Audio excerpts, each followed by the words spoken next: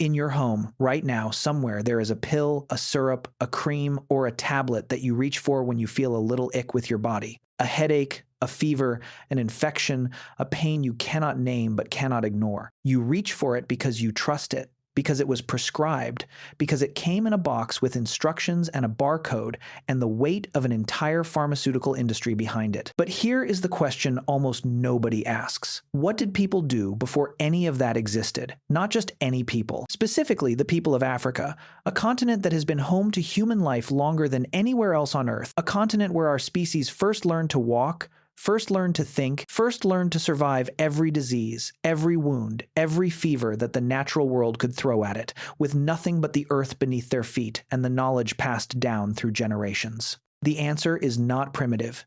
The answer is not desperate. The answer is one of the most sophisticated systems of healing the world has ever produced, and it quietly sits underneath almost everything modern medicine thinks it invented.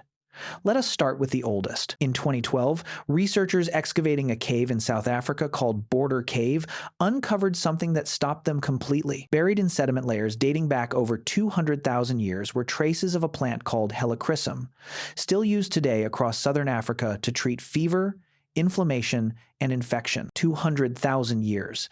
That is not folk medicine. That is the beginning of pharmacology. The San people of the Kalahari, one of the oldest continuous cultures on Earth, developed an encyclopedic knowledge of over 300 plant species and their medicinal properties.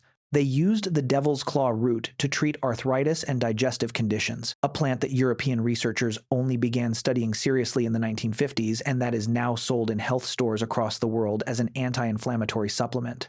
The knowledge was always there. It just took the world several thousand years to catch up. Move north to ancient Egypt, and the picture becomes even clearer. The Ebers Papyrus, dating to around 1550 BC, is one of the oldest medical documents ever found. It contains over 700 remedies for conditions ranging from crocodile bites to depression, written by physicians who understood anatomy, who performed surgeries, who used willow bark to manage pain centuries before anyone isolated the compound inside it that we now call aspirin. Egyptian healers used honey as an antibacterial wound dressing. Modern hospitals rediscovered this practice in the 20th century and gave it a clinical name. They used garlic to treat infections. They used castor oil as a laxative. They used moldy bread on infected wounds, which is the earliest documented use of what we now understand as penicillin.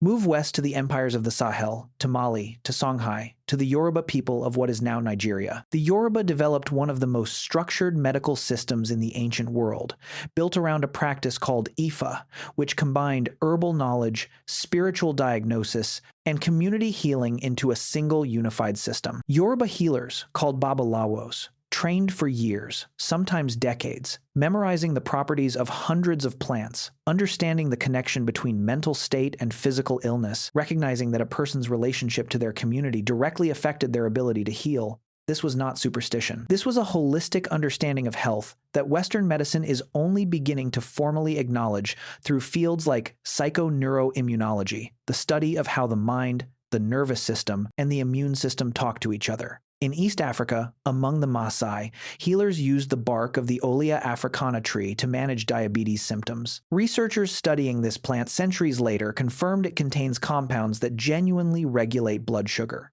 The Kikuyu of Kenya used a plant called Prunus africana to treat what we now call prostate conditions. That same plant is today a licensed pharmaceutical extract sold in Europe under the name Pygium. In Central Africa, traditional healers in the Congo Basin were using plants from the rainforest to treat sleeping sickness, a disease caused by a parasite that European doctors struggled to treat for decades after colonization. The local knowledge of which plants disrupted the parasite's life cycle was not primitive guesswork. It was the result of generations of careful observation, of watching what worked, of refining and passing down that knowledge the way a medical school passes down a curriculum. So here is the assumption the modern world carries: that African medicine before colonization was magic, that it was ritual dressed up as healing, that the real medicine arrived with the Europeans, with their microscopes and their clinical trials and their white coats. This is one of the most consequential lies in the history of science. Because when colonizers arrived across the continent, they did two things simultaneously. They dismissed everything they found as witchcraft,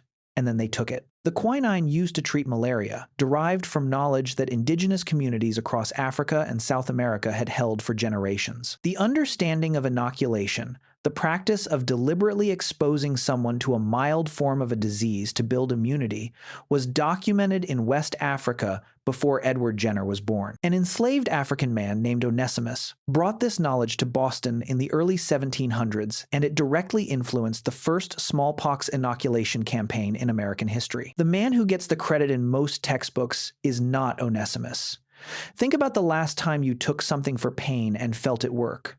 That relief, that specific moment when the body begins to settle, that was the thing ancient African healers were engineering with roots and bark and leaves and heat and time and a knowledge of the human body so deep it took the rest of the world millennia to formally verify it. The World Health Organization estimates that today roughly 80% of people in Africa still use traditional herbal medicine as their primary form of healthcare. Not because they have no access to modern medicine, though access is genuinely a problem in many places, but because the system was never broken. It was just renamed. What they call a healer, we call a pharmacist. What they call a root, we call an active compound. What they call knowledge passed through generations, we call a clinical trial. The words changed. The intention never did. So, the next time someone frames African traditional medicine as something that needed to be replaced, remember that the world's oldest pharmacy had no building, no patent, no price tag, and certainly was not only made in bottles to begin with.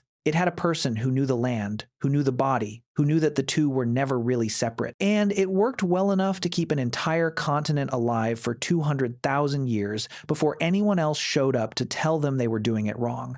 That is one piece of history worth remembering. And if it made you see things differently, you already know what to do.